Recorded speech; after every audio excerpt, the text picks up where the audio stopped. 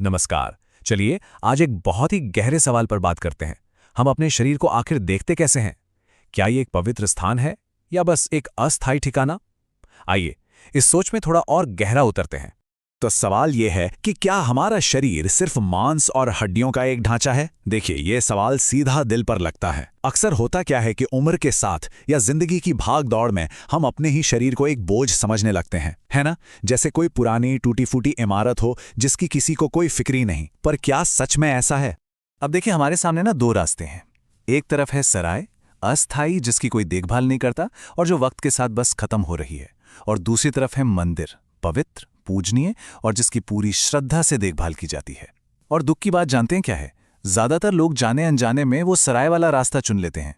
तो चलिए इसी बात को थोड़ा और समझते हैं हमारे पहले हिस्से में, शरीर, मंदिर या सराय। यहां हम उस मानसिकता को समझने की कोशिश करेंगे जो अपने ही शरीर की उपेक्षा करती है, और ये भी देखेंगे कि ये सोच हमारे अंदर बैठे उस देवता के लिए हमारे नजरिए को कैसे बदल देती है। अखंड ज्योति में कहा गया है, यह शरीर ईश्वर का मंदिर है, इसकी उपेक्षा करना ईश्वर का अपमान है। जरा सोचिए इस पर। अपने शरीर को नजरअंदाज करना सिर्फ सेहत को खराब करना नहीं है, ये उस दिव्य शक्ति का अपमान है जो इसके अंदर है। और इसकी पूजा क्या है? संयम और शुद्धि। और ये शुद्धि सिर्फ बाहर से नहीं, बल्कि हमारे विचारों की, हमारे खाने पीने की। असल में यही इस मंदिर की सच्ची अर्चना है।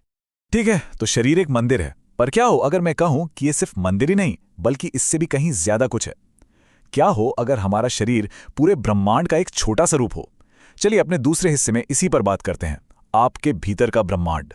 हाँ, इस सोच के अंदर एक बहुत ही गहरा, एक दिव्य रहस्य छिपा हुआ है। एक ऐसा सच जो शायद हमारे अपने होने के एहसास को हमेशा के लिए बदल सकता है। यहां अखंड ज्योति की एक बात याद आती है, जो ब्रह्मांड में है वही पिंड शरीर में है। इसका मतलब क्या है?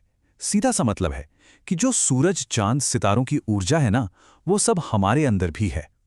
तो जब कोई इंसान झुके हुए कंधों से चलता है या खुद को बेचारा और कमजोर समझता है, तो वो असल में जाने अनजाने अपने अंदर की उस जबरदस्त कॉस्मिक एनर्जी का अपमान कर रहा होता है। तो ठीक है, क्यों तो समझ आ गया, पर अब सवाल है कैसे? इस मंदिर की देखभाल करें तो करें कैसे? तो अब आते हैं तीसरे हिस्से पर, दिव्य रखरखाव का सिस्टम। यहां हम एक लापरवाह मालिक की सोच से हटकर एक डिवाइन आर्किटेक्ट की तरह सोचना सीखेंगे। और एक बात साफ समझनी होगी, कायाकल्प यानी खुद को फिर से नया करना, ये कोई चमत्कार नहीं है, कोई जादू नहीं है। ये एक सिस्टम है, एक अनुशासन है, एक प्रोटोकॉल है, जिसे फॉलो करके ही इसे हासिल किया जा सकता है। तो ये कायाकल्प प्रोटोकॉल है क्या? सुनने में बहुत आसान है, पर इसकी शक्ति बहुत गहरी है। पहला, सूर्य की पहली किरण की ऊर्जा को महसूस करना। दूसरा, सात्विक आहार, यानी ऐसा खाना जो शुद्ध हो, मन को शांत रखे। और तीसरा, गहरी सचेत सांस लेना। बस यही तीन चीजें हैं। सूरज से ऊर्जा, खाने से शुद्धि और सांसों से प्राण। यही वो ईंट पत्थर हैं जिनसे इस मंदिर को फिर से बनाया जा सकता है। और अब हम पहुंचते हैं अपने सबसे जरूरी, सबसे आखिरी हिस्से पर। देखिए, अब तक हमने जानकारी की बात की, अब बात है संकल्प की, एक व्यक्तिगत प्रतिबद्धता की। तो अब वक्त है एक संकल्प लेने का। यह सिर्फ सुनने या जानने की बात नहीं है, ये कुछ करने का पल है। एक सचेत फैसला लेने का समय है कि हम अपने शरीर के साथ अपने रिश्ते को हमेशा के लिए बदल देंगे। तो ये प्रण क्या है? मैं अपने शरीर को सराय नहीं, मंदिर बनाऊंगा। मैं इसे एक अनुशासित सिस्टम से शुद्ध करूंगा।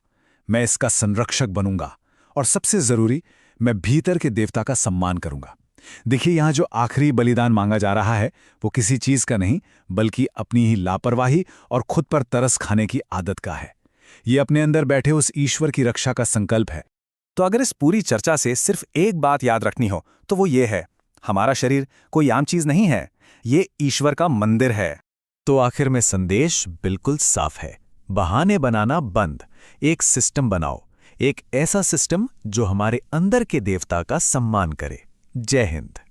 इस विश्लेषण के लिए जानकारी और प्रेरणा विचार क्रांति के साहित्य से ली गई है। और हां, एक जरूरी बात, ये सामग्री सिर्फ सूचना और आध्यात्मिक नजरिए से है, इसे किसी भी तरह की मेडिकल सलाह ना समझा जाए।